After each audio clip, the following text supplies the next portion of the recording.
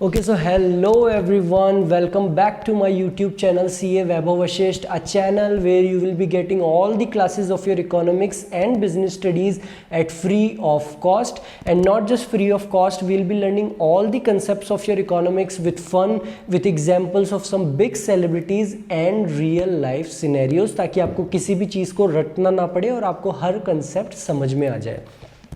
So students, हमने हमारी last class में देखा था कि नेशनल इनकम को कैलकुलेट करने के तीन मेथड्स हैं। First is your income method, then your expenditure method and third value added method, जिससे हमने स्टार्टिंग की थी। और हमने ये भी देखा था कि वैल्यू एडेड को निकालने का formula that is value of output minus intermediate consumption. उसके बाद में हमने वैल्यू ऑफ आउटपुट निकालने का फॉर्मूला भी देखा था, और वो फॉर्मूला कैसे डिराइव होके आया है वो भी हमने एक एग्जाम्पल के साथ में समझा था महिंद्रा स्कॉर्पियो के, कि इन केस अगर महिंद्रा स्कॉर्पियो ने किसी साल में 100 महिंद्रा स्कॉर्पियो प्रोड्यूस करी और जितनी उसने प्रोडक्शन करा उतना ही उसने सेल्स कर दिया, तो हमारा वैल्यू ऑफ आउटपुट होगा सेल्स के बराबर। और अगर महिंद्रा स्कॉर्पियो का कुछ क्लोजिंग स्टॉक है तो हमने देखा था 90 की सेल्स प्लस 10 का क्लोजिंग स्टॉक माइनस 5 स्कॉर्पियो जो हमारी पिछले साल की बन के आई है। ऐसे हमको पता लगा था कि हमारी value of output that is इस साल हमने कितना महिंद्रा स्कॉर्पियो का प्रोडक्शन किया वो हमें पता लगा था 95। और बेटा मैंने आपको लास्ट की क्लास में भी बताया था कि हम कुछ प्रिकॉशंस भी देखेंगे हमारे वैल्यू एडेड मेथड के। So without wasting any more time let's just get started with our today's class that is precautions of value added method, यानी कि वैल्यू एडेड मेथड के क्वेश्चंस करते टाइम हमको क्या क्या सावधानियां बरतनी है। So students, the first precaution of your value added method is second hand goods। और इसमें हम क्या देखेंगे कि बेटा किसी भी ईयर में जो भी सेकेंड हैंड गुड्स का सेल और परचेज होगा वो हमारे नेशनल इनकम या हमारे वैल्यू एडेड में काउंट नहीं होगा। बोले अच्छा सर ठीक है सर, ये फ़ोटो भी हमको देखी हुई सी लग रही है सर, ये ट्रू, अच्छा सर ये ट्रू वैल्यू तो वो है ना सर जहाँ पे मारुति सुजुकी की सेकंड हैंड कार्स बिकती है। यस बेटा, यू पीपल आर राइट। और मैंने ये फ़ोटो यहाँ पे इसलिए लगाई है ताकि आपको ये चीज़ याद रहे, आपको ये एग्जाम्पल हमेशा याद रहे कि सर ने ट्रू वैल्यू का एग्जाम्पल दिया था तो वो सेकेंड हैंड गुड्स को इंक्लूड नहीं करना हमको। तो बेटा जैसे ये ट्रू वैल्यू का शोरूम है, यहाँ पे मारुति इको खड़ी हुई है। तो बेटा ये इको है ना 2016 में प्रोडक्शन हुआ था इसका, और अब ये 2022 में वापस से सेकेंड हैंड सेल होने के लिए आ गई है। तो आपका क्वेश्चन होना चाहिए कि सर हम सेकेंड हैंड गुड्स को इंक्लूड नहीं करेंगे, पर ऐसा क्यों? बेटा ये इको जब प्रोडक्शन हुआ था 2016 में तो उस टाइम की नेशनल इनकम में ये काउंट हो गई थी। तो अगर हम फिर से इसको सेकेंड हैंड सेल को काउंट करेंगे तो डबल काउंटिंग हो जाएगी हमारे गुड्स की। बोले हाँ सर ये बात तो सही है, इसका मतलब फिर तो हमको सेकेंड हैंड गुड्स को इंक्लूड करना ही नहीं क्योंकि वो पहले ही ऑलरेडी इंक्लूड हो चुके हैं।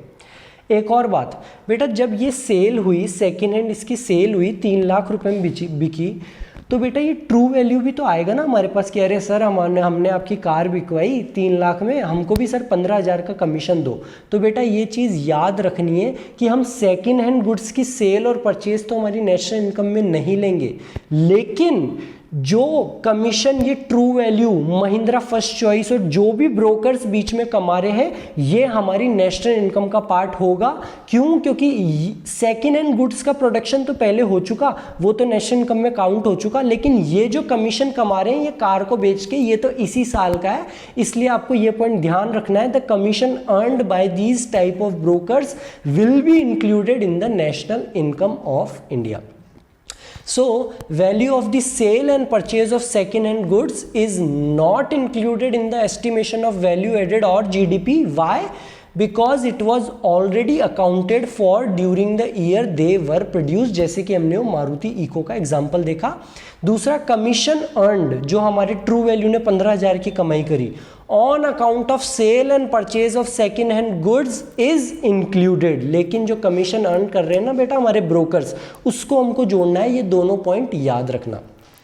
ठीक है सर, हम ये सेकेंड हैंड सेल और परचेज को सर हम ये ट्रू वैल्यू का एग्जांपल याद रखेंगे और ये दोनों पॉइंट हमको याद रहेंगे अच्छे से। सर और क्या प्रिकॉशंस याद रखने हैं सर हमको ये करते टाइम? बेटा आपका जो सेकंड प्रिकॉशन है वो है इंटरमीडिएट गुड्स।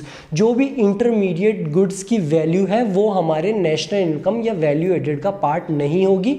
और वो पार्ट क्यों नहीं होगी? Because of the problem of double counting. और प्रॉब्लम ऑफ डबल काउंटिंग क्या है ये हम ऑलरेडी एक अलग से क्लास में अच्छे से देख के आ चुके हैं। जिन भी स्टूडेंट्स को इसमें डाउट है वो हमारी पहले वाली class problem of double counting देख सकते हैं। उसमें हमने एग्जांपल लिया था बेटा स्टारबक्स की कॉफ़ी का 300 रुपये की, और 10 रुपये की क्या थी बेटा उसमें? चीनी। और हमने देखा था कैसे चीनी 10 रुपये की चीनी की डबल काउंटिंग हो रही थी, और हमको समझ में आ गया था कि इंटरमीडिएट गुड्स को हम नेशनल इनकम में इंक्लूड नहीं करते हैं। हाँ सर हमको याद है वो वाली क्लास। और सर अगर कोई डाउट होगा तो हम पहले वाली प्रॉब्लम ऑफ डबल काउंटिंग की क्लास देख लेंगे और समझ लेंगे। ठीक है सर, ये 2 पॉइंट तो हो गए, सेकेंड हैंड गुड्स और इंटरमीडिएट गुड्स। सर और क्या सावधानी बरतनी है हमको?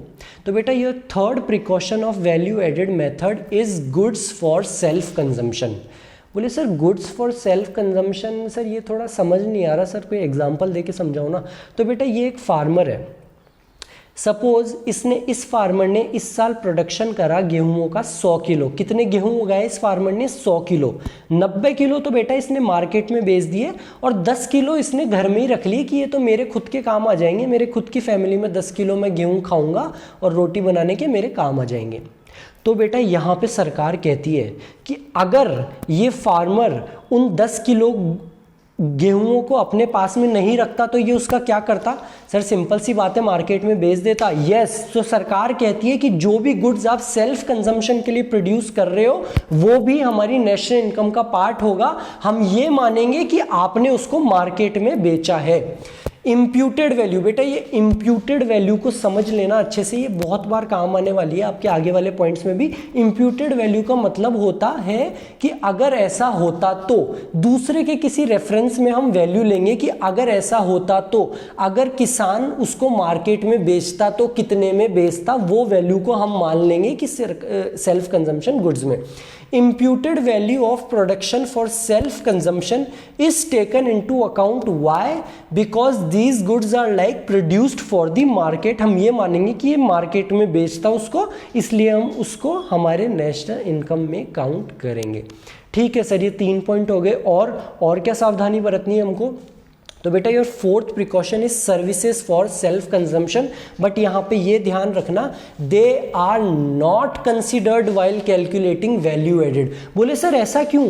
गुड्स फॉर सेल्फ कंजम्पशन तो हमने इंक्लूड करे लेकिन सर्विसेज को इंक्लूड नहीं कर रहे, ऐसा क्यों? ये भेदभाव क्यों? तो बेटा सरकार का ये मानना है कि जो सर्विसेज होती है सेल्फ कंजम्पशन के लिए उसकी हम मार्केट वैल्यू नहीं निकाल सकते। सही, अगर हम उसकी मार्केट वैल्यू नहीं निकाल पाएंगे तो हम गलत वैल्यू को जोड़ेंगे तो बेटा हमारी जीडीपी गलत आ जाएगी। तो हमारी सरकार कहती है कि भाड़ में जाए वो सर्विसेज सेल्फ कंजम्पशन की, हम लेंगे ही नहीं यार उसको। समझ में आया? Like example services of housewife, बेटा आपकी मदर सुबह उठ के लिए आपके लिए खाना बनाती है, रात में खाना बनाती है और भी घर के इतने सारे काम करती है। तो बेटा वो जो सर्विसेज आपकी मदर दे रही है, एक हाउसवाइफ दे रही है, बेटा वो सर्विसेज की हम मार्केट वैल्यू नहीं निकाल सकते, इसलिए हम उनको हमारी नेशनल इनकम या वैल्यू एडेड में काउंट नहीं करेंगे। They are not considered while estimating value added because it is difficult to estimate their market value. ठीक है sir, goods for self consumption तो हम इंक्लूड करेंगे लेकिन सर्विसेज फॉर सेल्फ कंजम्पशन हम इंक्लूड नहीं करेंगे। सर और क्या सावधानी बरतेंगे? सो बेटा your fifth precaution is own account production of goods. बोले सर ये own account production of goods ना सर थोड़ा सर समझ में तो आया पर सर कंफ्यूज कर रहा है गुड्स फॉर सेल्फ कंजम्पशन से। तो बेटा आइए हम ये सिनेरियो देखते हैं और ये सिनेरियो देख के आपको अच्छे से समझ में आ जाएगा कि ये पॉइंट क्या है। तो बेटा ये कौन है? बेटा ये है श्याम। ओके सर, और ये है बेटा अनुराधा। शाम की कौन है? अनुराधा। बेटा शाम जो है ना वो वॉल्वो कंपनी में काम करता है। सर वॉल्वो कंपनी कौन सी? वही क्या सर वो जिसकी कार आती है वो 70-80 लाख की और वो बसेस भी बनाती है? यस बेटा, you people are right, he is the factory manager of Volvo company. और अनुराधा है ना बेटा ये एक का डबल करती है। एक का डबल का मतलब वो फिनेंस मैनेजर है वहाँ पे। तो they both work for Volvo company. अब वॉल्वो कंपनी कहती है कि तुम लोग इतने परेशान होते हो तो एक काम करो, हम बसेस तो बनाते ही हैं। तो बेटा वॉल्वो कंपनी ने अपने एम्प्लॉयज़ के लिए उनको घर से फैक्ट्री तक ऑफिस तक लेके जाने के लिए खुद की बस लगा दी। तो बेटा यहाँ पे सरकार कहती है कि अगर आपको अपने एम्प्लॉयज़ को घर से ऑफिस तक, फैक्ट्री तक पहुंचाने की ज़रूरत नहीं होती तो आप उस बस का क्या करते? वॉल्वो कहती सर उसको बेच देते। तो हम ये मानेंगे कि आप जो प्रोडक्शन कर रहे हो उन बसेस का, उन कार्स का अपने एम्प्लॉयज़ के लिए, उसको आपको अब नेशनल इनकम में काउंट करना होगा और हम ये मानेंगे कि वो आप बेचोगे। On account production of goods of the producing units is taken into account. Why? Because these goods are like those produced for the market. They are simply not sold owing to their need by the producers themselves.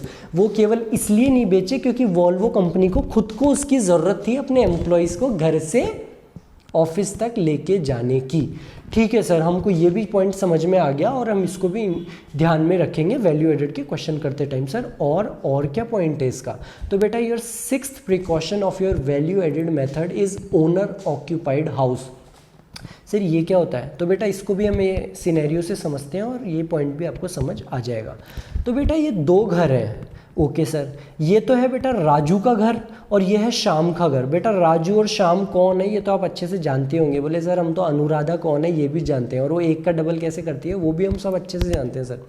तो बेटा राजू जो है वो तो rented घर में रहता है, 20,000 रुपये रेंट देता है बेटा, ये हर महीने का 20,000 रुपये किराया देता है। और जो श्याम है ना बेटा, उसके पास में गांव की ज़मीन बेची हुई थी, पैसा था तो उसने एक घर खरीद ही लिया, पूरा का पूरा घर खरीद लिया और उसको रेंट नहीं देना पड़ता, घर ही खरीद लिया उसने। तो बेटा यहाँ पे सरकार कहती है अगर श्याम वो घर को नहीं खरीदता तो शाम को रेंट पे लेके रहना पड़ता, तो हम ये मानेंगे कि शाम ने वो घर रेंट पे ले रखा है और उसका इम्प्यूटेड रेंट को हम हमारी नेशनल इनकम में काउंट करेंगे। इम्प्यूटेड रेंट जो हम ऑलरेडी देख के समझ के आ चुके हैं, इम्प्यूटेड का मतलब हम मानेंगे ऐसा, अगर शाम के वो घर को नहीं खरीदता तो वो उसको रेंट पे लेता। Imputed rent on the owner occupied house is to be taken into account because all houses have rental value, whether self occupied like Sham or rented like Raju का घर। ठीक है सर, हमको ये भी समझ में आ गया। तो बेटा एक बार हम फटाफट सी देख लेते हैं अभी तक हम क्या क्या पॉइंट देख के आए हैं, एक बार हम क्विकली रिवाइज कर लेते हैं ये सारी प्रिकॉशंस को। बेटा आपकी पहली प्रिकॉशन थी सेकेंड हैंड गुड्स की, आपको सेकेंड हैंड गुड्स की सेल और परचेज को आपकी नेशनल इनकम में काउंट नहीं करना है, लेकिन जो बिचौलिए, जो brokers like true value and Mahindra first choice जो वो कमीशन कमाएंगे वो हमारी नेशनल इनकम का पार्ट नहीं होगा। सेकेंड प्रिकॉशन थी बेटा आपकी intermediate goods. Why these goods are not included? Because of the problem of double counting. जिसको भी प्रॉब्लम ऑफ डबल काउंटिंग नहीं पता वो हमारी पहले वाली क्लास देख के आ सकता है। Third was goods for self consumption. ये फार्मर ने 10 किलो गेहूं 90 किलो तो बाहर बेच दिए थे, 10 किलो खुद के लिए रख लिए थे। अगर वो 10 किलो खुद के लिए नहीं रखता तो वो उसको बाहर बेचता और हम ये मानेंगे कि वो बाहर बेचा है और उसको भी हमारी नेशनल इनकम में इंक्लूड करेंगे। Fourth was your services for self consumption. हम सर्विसेज फॉर सेल्फ कंजम्पशन क्यों इंक्लूड नहीं करेंगे? क्योंकि सरकार कहती है उसकी मार्केट वैल्यू निकालना हमारे बस की बात नहीं है, इसको इसलिए इंक्लूड नहीं करेंगे। Fifth was own account production of goods. अगर वॉल्वो को खुद के एम्प्लॉयज को घर से ऑफिस पहुंचाने की जरूरत नहीं होगी तो वो उस बस को बेचेगी, इसलिए हम उस बस को भी हमारी नेशनल इनकम का पार्ट लेंगे। Sixth was owner occupied house. अगर शाम घर को नहीं खरीदता तो उसको रेंट पे लेना पड़ता, तो हम ये मानेंगे कि वो उसको रेंट पे ले रखा है। And the imputed rent on the owner occupied house of शाम will be included in the national income of India. तो बेटा ये थी आपकी precautions of value added method पे क्लास, और बेटा नेक्स्ट क्लास में हम देखेंगे इनकम मेथड। और बेटा इन द सेम वे जैसे हमने वैल्यू एडेड मेथड समझा वैसे ही हम इनकम मेथड भी समझेंगे, उसके प्रिकॉशंस भी देखेंगे, उसी हिसाब से हम एक्सपेंडिचर मेथड भी समझेंगे, उसके भी प्रिकॉशंस देखेंगे, और लास्ट में बेटा हम न्यूमेरिकल्स ऑफ नेशनल इनकम करेंगे। और आप देखना कितना इजी है। और बेटा ये आई गेस आपको बताने की ज़रूरत है ही नहीं मुझको। So thank you so much, मिलते हैं हम हमारी नेक्स्ट क्लास में। Thank you very much.